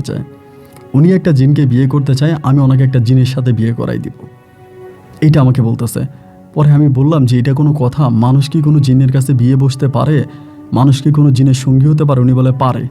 এরকম অনেক ঘটনা আছে এবং আমি অনেক ঘটনা শুনছি। আমার একটা স্বপ্ন, আমি একটা জিনের কাছে বিয়ে বসবো, একটা জিন আমার স্বামী হবে, আমার একটা স্বপ্ন আছে। এখন তুমি যদি আমার এই স্বপ্নটা পূরণ করাই দিতে পারো তাহলে আমি এই শর্তে রাজি আছি, তোমার দাদার কবর ভাঙতে আমি দিব না। আমি তখন বললাম পৃথিবীর যেই কোনো শর্ত আপনি আমাকে দেন, আমি সব শর্ত মানতে রাজি আছি, কিন্তু আমার দাদার কবরটা আমি ভাঙতে দিব না। উনি বলে তাহলে তুমি আমার শর্তে রাজি যদি হও, তুমি তোমার বাবা মাকে বলো তুমি আমাকে বিয়ে করবা, এবং তুমি যদি আমাকে বিয়ে করো সব কিছু ঠিক থাকবে, কেউ কোনো কিছু ভাঙতে পারবে না, তোমার দাদার কবরও ঠিক থাকবে, তোমাদের কবিরাজিও ঠিক থাকবে। আমার শুধু একটাই শর্ত, তুমি আমাকে বিয়ে করার পরে আমাকে একটা জিনের কাছে দিয়ে দিবা, আমি আরেকটা জিনকে বিয়ে করব। তা আমি বললাম আপনি সরাসরি জিনকেই বিয়ে করেন, আপনি আমাকে কেন বিয়ে করতেছেন? হাসি দিয়ে বলি। পরে বলতেছে যে না, আমি তোমার বউ হয়ে থাকবো, সরাসরি জিনের বউ হইলে তো এটা তো মানুষ মানবে না, সমাজ মানবে না, সমাজ তো আর জিনকে দেখবে না, সমাজ দেখবে তোমাকে। আমি তোমার বউ হওয়ার পরে বা তোমার বউ হিসাবে থাকবো, কিন্তু মূলত আমি সংসার করবো জিনের সাথে। আমি জানি না যে ওনার মাথায় হঠাৎ এই সিদ্ধান্ত বা এই চিন্তাভাবনা কোত্থেকে আসছে। আমি তখন বললাম ঠিক আছে, আপনি আজকে চলে যান, আপনি কালকে রাত্রে, আমি ওনাকে টাইম দিই যে রাত্রে এতটার দিকে আইসেন, আমি আপনার সাথে কথা বলবো। উনি তখন চলে যে আমি সারাটা রাত আর ঘুমাইতে পারলাম না। কি রে, এটা আমার কী বলে গেল? এই প্রথম আমি কোনো মেয়ের মুখে শুনলাম যে সে জিনকে বিয়ে করতে চায়, জিনের সাথে সংসার করতে চায়। বিষয়টা আমাকে ভীষণভাবে অবাক করে দিল। এরপরে আমি শুয়ে আছি, সারাটা রাত কাটালাম। সকালে ফজরের নামাজ পড়লাম, পড়ার পরে আমাদের যে মালেক কবিরাজ আছে, যিনি হচ্ছে জিনের সাইডটা দেখাশোনা করে, জিনে ধরলে ভূতে ধরলে উনি ছাড়ায়, মালেক কবিরাজের সাথে আমি তখন মসজিদে বসে ঘটনাটা জানাইলাম। যেহেতু এখানে মাজার ভেঙে দিবে, তা আমারও তো ইনকাম বন্ধ, ওনারও ইনকাম বন্ধ, দুজনের ইনকাম বন্ধ। মালেক কবিরাজ আমাকে বলে যে আপনি বিয়ে করেন, এই মেয়েরে বিয়ে করে আগে আপনি আপনার দাদার কবর রক্ষা করেন, পরেটা পরে। আমি বললাম আরে পরেটা পরে যে হইলে, এবং পরে যে মেয়ে জিনের কাছে বিয়ে বসবে, আমি তখন কি করব?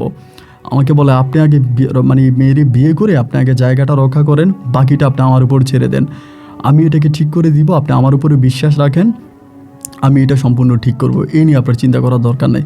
আমি বললাম ঠিক আছে, আপনি যদি ঠিকঠাক করে দেন বা আপনি যদি এটা দায়িত্ব নেন তাহলে তো আমার কোনো সমস্যা নাই। আমি তখন ওই মালেক কবিরাজের কথা শুনে আমি তখন গিয়ে এরপরে রাতে আমি তখন এই লামিয়ারে বললাম যে ঠিক আছে, আমি আপনার বিয়ে করতে রাজি আছি, আপনি তাহলে পরিবারের সাথে কথা বলেন। এইবারে আমার বাবা মারে যখন জানাইলাম, তারা তখন মুখের উপরে মানা। আমি যখন বললাম লামিয়া এমন প্রস্তাব দিছে যে আমি লামিয়ারে বিয়ে করলে আমার দাদার কবর ভাঙবে না, আমার আব্বা বলতেছে তাহলে ঠিক আছে, মানে যেহেতু কবর থাকবে, কবর থাকা মানে ইনকাম থাকা, আব্বাও রাজি আম্মাও রাজি। এবং লামিয়ার ভাইয়ের সাথে তখন কথা বলে, আপনি শুনলে অবাক হয়ে যাবেন, আমি লামিয়াকে বিয়ে করব এটা জানার পরে লামিয়ার ভাইও তখন রাজি, মানে লামিয়ার ভাইও রাজি, যদি আমার বোনরেও বিয়ে করে তাইলে কবর আমি ভাঙবো না। জায়গা সম্পত্তি ভাগাভাগি তো পরে, উনি বলে আমি কবরই ভাঙবো না, যেমনি আছে এমনি থাকবে যদি আমার বোনকে বিয়ে করে। আর আমার আব্বা আম্মা কথা হচ্ছে যদি ওই লামিয়াকে আমি বিয়ে করি তাহলে তো আমাদের দাদার কবর ভাঙা পড়তেছে না, আমাদের ইনকাম ঠিক থাকতেছে। মানে দুই পরিবারে তখন খুব সম্মতি অনুযায়ী তখন রাজি হয়ে গেল। এবং রাজি হয়ে যাওয়ার পরে এখানে লামিয়া হঠাৎ করে একটা শর্ত জুড়ে দিল। শর্ত হচ্ছে এটা যে ওকে আমার 20 লক্ষ টাকা কাবিনে বিয়ে করতে হবে। আমি বললাম কেন 20 লক্ষ টাকা কাবিনে কেন বিয়ে করতে হবে? ও আমাকে বলে এটা আমার ইচ্ছা, তুমি যদি পরে জায়গাটা জ্ঞানী আমার ছাইড়া দাও, এজন্য। কারণ ওর বাপের কিন্তু অনেক জায়গা সম্পত্তি আছে লামিয়ার নামে কিন্তু ওর তো মুন্সি বাড়ি ছিল, এবং মুন্সিদের অনেক জায়গা সম্পত্তি, যেমন দেওয়ান মুন্সির বাবা ছিল আমাদের এলাকাতে বিশাল সয় সম্পত্তির মালিক, অগাধ সম্পত্তি। তা অগাধ সম্পত্তির অর্ধেক মালিক তো লামিয়া, কারণ তাতে এক ভাই এক বোন। আর লামিয়া বলতেছে আমার কাছ থেকে সম্পদ নিয়ে যাইবা, পরে যদি আমার ছাইড়া দাও। তা আমি বললাম আচ্ছা ঠিক আছে যাও, 20 লাখ টাকা কাবিনে বিয়ে করতে রাজি আছে, কারণ আমি তো আর তাদের ছাড়বো না, আমি তো আর তাদের ছাড়ার জন্য বিয়ে করি নাই। পরে তখন পারিবারিকভাবে দুই পরিবারের মানে সম্মতিক্রমে ওই মালেক কবিরাজ সহ থাইকা তখন লামিয়ার সাথে আমার বিবাহটা সম্পূর্ণ হলো। বাসর করে যখন ও আসছে, ও আমারে বলতেছে ও আমার সাথে বাসর করবে না, মানে আমার সাথে যে স্বামী স্ত্রীর সম্পর্ক এটাও করবে না। মানে একটা মানুষ পাগল হতে পারে, আপনারা হয়তো অনেকে হাসতেছেন, বলতেছেন এটা কীভাবে সম্ভব, আসলে এটাই সম্ভব। ও আমাকে বলতেছে যে না, আমি তোমার সাথে শারীরিক সম্পর্ক করব না, আমি জিনকে বিয়ে করছি বা আমি জিনের সঙ্গেই করব, আমি তোমার সঙ্গে করব না। আমি বললাম আচ্ছা ঠিক আছে, মানে ও তো পাগল পাগল বুঝ দিয়ে আমি তারা তখন ঠিক রাখলাম। রাতটা কেটে গেল, এইভাবে কয়েকটা দিন কাটলো, 10-15 দিন কাটলো। কাটার পরে ও তখন আমাকে এবার প্রেশার দিতেছে, মোটামুটি আমাকে চাপ প্রয়োগ করতেছে। কী ব্যাপার মেহেদি, তুমি তো বলছো আমাকে জিনের সাথে বিয়ে করাই দিবা, তাহলে জিন কোথায়? আমি জিনকে বিয়ে করব, তুমি আমাকে জিনের সঙ্গে বিয়ে করাই দাও। আমি ওর বুঝাইতেছি একটু অপেক্ষা করো, একটু ধৈর্য ধরো, দিব দিব। এরকম করতে করতে প্রায় 2 থেকে 3 মাসের মতো কেটে গেল। এবং 2-3 মাস কেটে যাওয়ার পরে ও আস্তে আস্তে করে রেগে যাইতেছে। মানে ও আমারে বলে যে হয় তুমি আমার জিনের সঙ্গে বিয়ে দাও, নাহলে তুমি আমারে ছেড়ে দাও। এখন ওরও যদি আমার ছেড়ে দিতে হয় তাহলে ওরা আমার কাবিনের টাকা দেওয়া লাগবে, এবং দ্বিতীয়ত আমার দাদার কবরটাও ভেঙে যাবে। মানে আমি তখন বললাম যে আমি তখন নিরুপায় হয়ে ওর ভাইকে তখন বিষয়টা জানাই যে দেখেন আপনার বোনে এরকম এরকম কথা বলতেছে। ওর ভাই তো শুই না ওর উপরে খেপে যায়, এই এত বড় সাহস তোর, এটা তুই কি বললি? তুই জিনকে কেন বিয়ে করবি? তুই মেহেদিরই বিয়ে করছিস, মেহেদির সাথে থাকবে, ওর সাথে সংসার করবে, তোর বাচ্চা কাচ্চা হবে, আর তো জিন লাগবে কেন? না, ওর বোনই বলতেছে না ও জিনকে বিয়ে করবে। মানে ও ভাইয়ের কথা মানে না, মানে ভাইয়ের কথা না, ও কারো কথাই মানে না। একটু বেপরোয়া টাইপের যে মেয়েগুলো হয় না, আল্লাহ মাফ করুক, আমার স্ত্রী, বিবাহিত স্ত্রী, তারপর আমি বাস্তবতার জন্য কথাগুলো বলি। না, ও মানবে না, ও কোনোভাবেই মানবে না। ওর কথাই হচ্ছে একটা যে না, যদি বিয়ে মানে যদি আমার ইয়ে করাই লাগে তাহলে ওভাবেই করতে হবে, যেটাও বলে দিছে যে ওরে আমার জিনের সঙ্গে বিয়ে দিতে হবে। পরে আমি আব্দুল মালিককে জানালাম যে মালিক ভাই এখন কি করা যায়, ও তো এরকম এরকম বলতেছে, আমি তো এটা আর পারতেছি না। মালিক ভাই তখন আমাকে বললো দেখেন, আগে আপনার বউরে আপনি একটা তাবিজ পরায় দেন। মানে আমার একটা তাবিজ দিল, বলে এই তাবিজটা পরানোর পরে জিনের যে একটা শক্তি বা জিন যে কেমন হয় এটাও দেখবে। রাতের বেলায় জিন ও স্বপ্নে আসবে, এই তাবিজটা পরানোর পরে রাতের বেলায় জিনও স্বপ্নে আসবে, এবং স্বপ্নে আসার পরও যখন জিনকে দেখবে ওর ভিতরে জিনকে নিয়ে ভয় ঢুকে যাবে।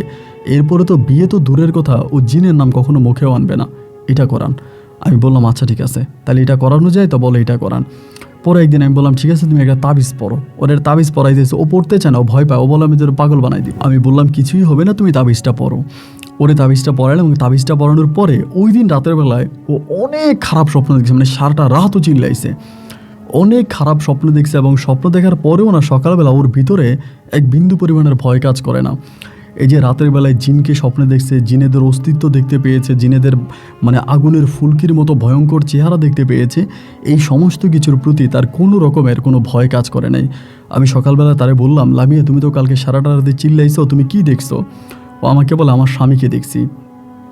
আমি বললাম তোমার স্বামীকে দেখছো মানে এটি তুমি কি বলতে চাচ্ছ? আমাকে বললে আমি আমার স্বামীকেই দেখছি। আমি তখন তারে বললাম দেখো এটা ঠিক না, তুমি যেটা করতেছো এইভাবে তো তুমি দেখছো জিনেরা কত খারাপ হয়, তুমি জিন বিয়ে করো না। না, ও জিন বিয়ে করবে। এরপরে আবারও সে শুরু করার পরে একদিন মালিক ভাই যেখানে বসে, মালিকের ওখানে আনছি, মালিক ভাইরে এখানে আনার পরে মালিক ভাইও তারে বুঝাইলো দেখেন আপনি তো মেহেদিরে বিয়ে করছেন, ওর সাথে সংসার করেন, মানুষ কখনো জিনকে বিয়ে করতে পারে না, মানুষ কখনো পরীকে বিয়ে করতে পারে না, এগুলো কাল্পনিক কথাবার্তা, এগুলোর কোনো সত্যতা নাই। তো এটা কখনোই করেন। আর জিনের সাথে একটা মানুষ মানে জিন থাকা মানে একটা মানুষের জীবন পুরো বিষণ্ণিত থাকা, সে তার জীবনে কখনো সুখী থাকতে পারে না। একটা জিন, একটা পরী, একটা মানে মানে প্রেতাত্মা যেগুলোকে বলে, এরা কখনো মানুষকে সুখ দিতে পারে না।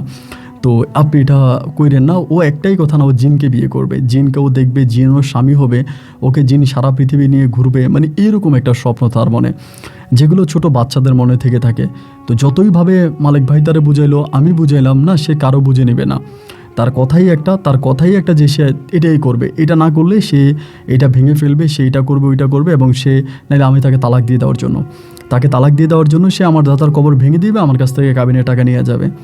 এরকম করতে করতে তখন মানসিকভাবে ভাই খুব টেনশনে পড়ে গেলাম। এবং স্বামী স্ত্রীর যে সম্পর্ক, এইটাও তো আমাকে করতে দেয় না। হাজব্যান্ড ওয়াইফের মাঝে যে একটা সম্পর্ক হয়, ওই সম্পর্কটাও আমাকে করতে দেয় না, ওর কাছে আমাকে যেতে দেয় না, আমার কাছ থেকেও দূরে থাকে। আমি এক খাটে ঘুমাই, ও মাটিতে ঘুমায়, বা আমি মাটিতে ঘুমাই, ও খাটে ঘুমায়, এরকম একটা অবস্থার মধ্যে আমাদের দিন কাটতেছে। এমন করতে করতে একটা সময় আমার মালিক ভাই বলতেছে মেহেদি ভাই আর কতদিন বাদ দেন, আপনার বউ যদি এরকমই করতেছে দেন, তারে জিনের কাছে দিয়ে দেন আমারে বলে। আমি বললাম ভাই আপনি কি বলেন, আমি তো এগুলো বুঝি না, আমি তো কোনো কবিরাজ না, মানে জিনের কাছে দিয়ে দিব, মানে আমি জিনের কাছে তারা কিভাবে দিব? বলে আমার সাথে একটা জিনের সম্পর্ক আছে, এবং সেই জিনটা এরকম একটা জিন, ও বিভিন্ন মেয়েদের সাথে খারাপ সম্পর্ক করে, শারীরিক সম্পর্ক করে, এবং এরকম একটু বজ্জার টাইপের খারাপ টাইপের একটা জিন, তো ওই জিনের কাছে দিয়ে দিব আপনার বউকে। কথাটা শুনেই না আমার কলিজাটা কাঁপ দিল। আমি বললাম ভাই মেয়েটা পাগল হয়েছে, মেয়েটার সাথে সাথে কি আমরাও পাগল হয়ে যাব? এটা কোনো কথা? উনি আমাকে বলে, ভাই এছাড়া তো আর কোনো পথ আমি দেখতেছি না, আর কোনো। এবং এরই মাঝে সে চলেও গেছে আমাদের বাড়ি থেকে সে তার বাপের বাড়িতে চলে গেছে। আমাকে টাইম বাইদা দিছে, এতদিনের মধ্যে যদি আমি জিনের সাথে তার বিয়ে না করাই দিই এবং জিনের সাথে তার দেখা না করাই দিই, তাহলে সে হচ্ছে আমাকে ছেড়ে দিবে, মানে এবং আমার দাদার কবর ভাঙবে, আমি তার কাবিনের টাকা দেওয়া লাগবে। মানে মোটামুটি খুব একটা থ্রেট, একটা ধমকি আমাকে দিয়ে দিল এবং একটা সময় নির্ধারণ করে দিল। মালিক ভাই আমাকে বলে, এছাড়া আর কোনো পথ আপনার কাছে খোলা নাই, এই ছাড়া আপনি আর কোনো কিছু করতে পারবেন, আপনি এছাড়া কী করতে পারবেন বলেন? আপনি তো আজকে বিগত অনেকগুলো মাস ধরে ওনারে বুঝাইতেছেন, আপনি বুঝাইলেন, আমি বুঝাইলাম, আপনার পরিবার বুঝাইলো, তার পরিবার বুঝাইলো, এখন সে তো কারো বুঝে নেয় না, কারো কথাই সে মানে না, কারো বুঝে সে নেয় না, তাহলে এটা ছাড়া তো আর কোনো পথ খোলা নাই, আপনাকে এটাই করতে হবে। আমি তখন বললাম, এই জিনটার সাথে যদি মেয়েটার পরিচয় করাই দিই বা জিনটা যদি মেয়েটার শরীরে আসে, তাহলে মেয়েটার কি ক্ষতি হবে? মালিক ভাই বলে, এই ক্ষতির বর্ণনা দিয়ে আমি শেষ করতে পারবো না। আমি ক্ষতির বর্ণনা দিতে গেলে শুধু এটাই বলবো, এই মেয়ের জীবনটাকে পুরো দোজক বানিয়ে দিবে, এছাড়া আমি আর কিছু বলতে পারবো না। এর কয়েকদিন পরে একদিন আমি ওরে ডাকলাম রাতের বেলায়, মালিক ভাই সহ আমি ছিলাম, মালিক ভাই ছিল, পরে ওরে ডাকলাম, লামিয়ারে ডাকলাম, ডাকে ওরে খাটের উপর বসে আমরা দুজনে বসে কথা বলতেছে যে না, ও কখন ও জিনের সাথে যখন শারীরিক সম্পর্ক হবে, জিনুর কাছে আসবে, জিনুর সাথে থাকবে, জিনুর কথা শুনবে বা ও জিনকে দেখতে পাবে, তখন থেকে ও তখন থেকে ও আর কোনো ঝামেলা করবে না, ও ঠিক থাকবে, এটাও বলে দিল। পরে মালিক ভাই বলার পরে মালিক ভাই তখন বললো যে ঠিক আছে, তাহলে একটা দিন নির্ধারণ করেন। একটা দিন নির্ধারণ করা হলো। একটা দিন নির্ধারণ করার কয়েকদিন থেকে ওকে কয়েকটা দোয়া পড়ানো হইতেছে, যেগুলো মালিক ভাই বললো যে এগুলো পড়ো, এটা মালিক সাহেবই করতেছে, আমি কিন্তু করি নাই। আমি ছিলাম সাথে, এটা সত্য, কিন্তু আমি করি নাই। পরে মালিক ভাই তাকে দোয়াগুলো পড়াইতেছে, দোয়াগুলো পড়তেছে। এরকম করতে করতে একদিন রাতের বেলায়, গভীর রাতে, মালিক ভাই বললো আজকে তার শরীরে এটা আনবো বা তার সম্মুখীন এটা করবো, তারে রেডি করান। তখন প্রায় রাত্র 7:30টার মতো বাজে। আমি তখন কান্না করতেছি। আমি তো জানি যে সে জেনে শুনে আগুনে পা দিচ্ছে, কিন্তু আমি তো কিছু করতে পারতেছি না। মালিক ভাই আমাকে বলে, ভাই মরা কান্না করে লাভ নাই, চোখের পানি মুছে সব কিছু রেডি করেন। এখানে বিস্তারিত বলা যাবে না, সব কিছু বলতে কী বুঝাইতেছে, এগুলো সব কিছু রেডি করলাম। করার পরে ঘরের মধ্যে তাকে নেওয়া হলো। একটা রুমের মধ্যে নিয়ে যাওয়ার পরে মালিক ভাই ছিল, আমি ছিলাম, এবং মুহূর্তের মধ্যে আমি যে কোনো একটা অলৌকিক কিছু রুমের মধ্যে দেখলাম। ওরে একদম নববধূ আকারে সাজানো হয়েছে, কাঁচা হলুদ দিয়া, বিভিন্ন জিনিস দিয়া, অনেকভাবে তাকে সাজানো হয়েছে, সাজে একদম নতুন বউয়ের মতো তারা বসানো হয়েছে। পরে মালিক ভাই আমারে বলতেছে, আমি যখন এটা দেখলাম যে জিনিসটা আসছে বা এরকম কিছু একটা, আমি তখন কষ্টে তখন রুম থেকে বেরিয়ে গেছি, এক বুক কষ্ট নিয়ে তখন ঘর থেকে বেরিয়ে গেছি। বেরিয়ে যাওয়ার পরে ঘরের বারান্দার মধ্যে আমি বসে আছি, এবং সারাটা রাত যে এটার মধ্যে কী চলছে আমি আপনাকে বলে বোঝাতে পারবো না। ফজরের আজানের কিছুক্ষণ আগে মালিক ভাই তখন বেরিয়ে আসছে। বেরিয়ে আসার পরে মালিক ভাই বলতেছে, হয়ে গেছে, কাজ হয়ে গেছে, যেটা করার এটা করে দিছি, এই মেয়ের শুধু খাবার দিবেন, খাবে আর ঘরের মধ্যে শুয়ে থাকবে, আর কিছু না, বাকি সব বাদ দেন। এরপরে মালিক ভাই ওনার মতো করে কাজ শুরু করে, আমি আমার মতো করে কাজ শুরু করি। এরপরে যেটা হয়, ও ঘরের মধ্যে একটা মানসিক প্রতিবন্ধীর মতো শুয়ে থাকে। আবার ও যে ঘরে ঘুমায়, ওই ঘরে আর আমি যাই না। আমার মালিক ভাই ওই ঘরে যাইতে মানা করছে, ওই ঘরেও একাই থাকবে। শুধু 3 বেলা খাবার দেই, খাটের উপরে বসে খাবার খায়, পায়খানা করে, প্রস্রাব করে, আবার সেখানেই শুয়ে থাকে। ঘরের বাইরেও যায় না, কারোর সাথেই কোনো কথা বলে না, আমাদের সাথেও না, পরিবারের কারোর সাথেই না, ওর ভাইয়ের সাথেও না, আত্মীয় স্বজন কারোর সাথেই না। এইভাবে প্রায় আপনার 8 থেকে 9 মাসের মতো কেটে গেল। এবং 8-9 মাস কেটে যাওয়ার পরে ও মানসিকভাবে কেমন জানি হঠাৎ হয়ে গেছে, একদম শুকিয়ে গেছে, খুব খারাপ একটা অবস্থা হয়ে গেছে। এই 8-9 মাস পরে একদিন হঠাৎ করে রাতের বেলা আমি একটা চিৎকারের শব্দ শুনতে পাই, খুব মারাত্মক ধরনের একটা চিৎকার। এবং চিৎকারটা দেওয়ার পর আমি তখন দৌড়িয়ে ঘরের মধ্যে ঢুকার পরে দেখতে পাই ওর সব জামা কাপড়, যে জামা কাপড় গায়ে দিছে, জামা কাপড়গুলো খাটের উপরে পড়ে আছে, সব কিছু খাটের উপরে আছে, ও নাই। মালিক ভাই তখন পাশের রুমে থাকতো, আমি ওনারে গিয়ে ডাক দিলাম, মালিক ভাই তখন আসছে, ওর জামা কাপড়গুলো ধরে বলতেছে নিয়ে গেছে। আমি বললাম নিয়ে গেছে? বলে হ্যাঁ, নিয়ে চলে গেছে। তাই আমি বললাম যে ভাই, এখন তো ওর ভাই মনে করবে যে আমি ওর কোনো একটা ক্ষতি করে বসছি। কয়েকদিন ধরে কিন্তু ওর ভাই বলতেছে যে আমি কিছু একটা করছি, ওর কাছ থেকে সম্পদ নিয়ে যাওয়ার জন্য আমি ওরে কিছু একটা করছি। ওর ভাই বলতেছে আমি ওরে কালো জাদু করছি, এটা করছি, ওইটা করছি। কিন্তু এরকম কোনো কিছু তো আমি ওর ভাইয়ের আগ থেকেই বলতেছে আপনার বোন এগুলা করতে চাচ্ছে।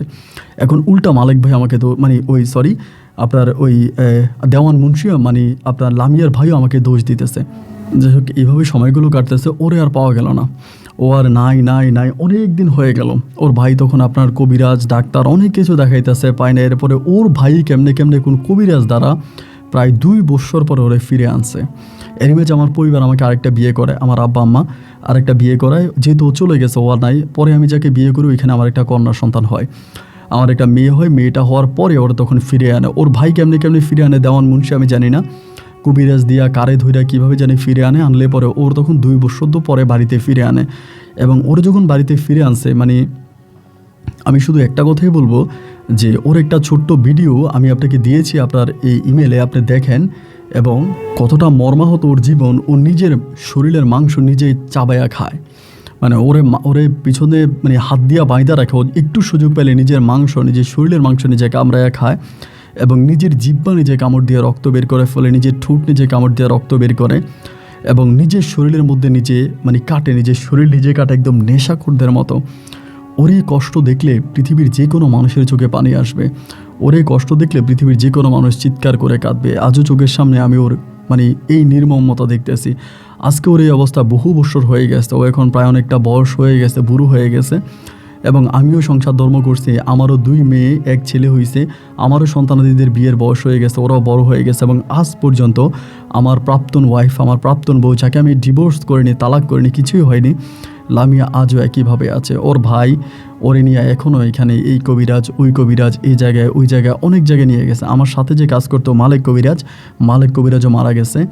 আপনার প্রায় আজকে 2 বছরের মতো হয়েছে, করোনার পরে উনি মারা গেছে। তো এরপরে আজকে পর্যন্ত সেই লামিয়ার একই অবস্থা। আজকে বহুগুলো বৎসর কেটে গেল, কিন্তু লামিয়ার ভালো হলো না। এখনও শরীরে কোনো কাপড় রাখতে পারে না, নিজের কাপড় নিজে টেনে ছিঁড়ে ফেলে, খাওয়া দাওয়া তো নাই। এবং এই মানুষটার দিকে তাকালে যে কোনো মানুষের চোখে পানি চলে আসবে। আজও আমি মাঝে মাঝে ওর এখানে যাই, দোয়া পড়ি, ওরে ফু দেই, ওরে ভালো করার চেষ্টা করি, কিন্তু আল্লাহর তরফ যদি না হয়, আল্লাহ যদি না চায়, মালিক ভাই বলছে সম্পূর্ণ আল্লাহ ব্যতীত ওরে কেউ ভালো করতে পারবে না, কোনো কবিরাজও পারবে না। তো ও আসলেই আর ভালো হয়নি।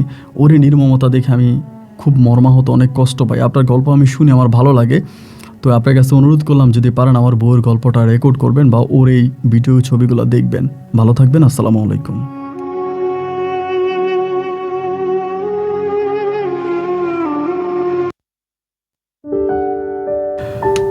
বন্ধুগণ, সবাইকে অনেক বেশি ধন্যবাদ এই পর্যন্ত আমার সাথে থেকে চট্টগ্রামের ভাই মেহেদির জীবনের এই ভয়ঙ্কর বাস্তব গল্পটা শোনার জন্য। যে ছবি, যে ভিডিওর কথা উনি বলেছে এবং যেই ছবি ভিডিও তিনি পাঠিয়েছে, এগুলো পাবলিক করা তো দূরের কথা, নিজে দেখলেও ভয় লাগে এবং নিজে দেখলেও লজ্জা লাগে। একটা মানুষ যে কতটুকু অসুস্থ হতে পারে। আমি বলেছি ডাক্তার দেখিয়েছিলেন কিনা, তারা বলে ডাক্তার বাদ রাখেনি। ইন্ডিয়াতে পর্যন্ত বড় বড় ডাক্তার দেখিয়েছে, কোনো ডাক্তার কোনো কিছু ধরতে পারেনি। এবং তার সাথে যেটা আছে এটা তার ব্লাডের সাথে মিশে গেছে, কোনোভাবেই এটা তার শরীর থেকে সরানো যাচ্ছে না। এবং তার বর্তমান অবস্থা দেখলে বয়স হয়ে গেছে, বুড়ো হয়ে গেছে, চুল পেকে গেছে, কিন্তু এখনও তার মাঝে যা হচ্ছে বা যে ভিডিওতে আমি দেখলাম, আমি বুকে হাত দিয়ে বলে আমার ভিডিওটা দেখার পর আমার চোখে পানি চলে আসছে। এরকম ঘটনা বা এরকম কোনো ঘটনা যাতে আমার কোনো শত্রু, যে আমার চরম শত্রু, তার জীবনও কখনো এরকম না হোক। গল্পটা শুরুতেই বলেছিলাম যে একটা জিন বা একটা পরী সাথে থাকলে যে একটা মানুষের জীবন কতটা সুখের হয়, আপনারা গল্প শুনলে বুঝতে পারবেন। যদিও না বুঝে থাকেন, কোনো অংশে না বুঝেন, কমেন্ট করবেন, আমি চেষ্টা করব উত্তর দেওয়ার জন্য। আল্লাহর কাছে হাত তুলে যারা এখন পর্যন্ত স্বপ্ন দেখেন যদি সাথে একটা পরী থাকতো, একটা জিন থাকতো, কতই না ভালো হতো। তাদেরকে বলবো যে গল্প থেকে শিক্ষা নেন এবং আল্লাহর কাছে তওবা পাঠ করেন, যাতে জীবন দশায় কখনোই এই জিনিসগুলো আমাদের সামনে না পড়ে। সবাই ভালো থাকবেন, সুস্থ থাকবেন, এই শুভকামনায় আজকের মতো এখানেই বিদায়। ইনশাআল্লাহ দেখা হবে অন্যদিন অন্য কারো বাস্তব জীবনের গল্প নিয়ে। আল্লাহ হাফেজ এন্ড আসসালামু আলাইকুম।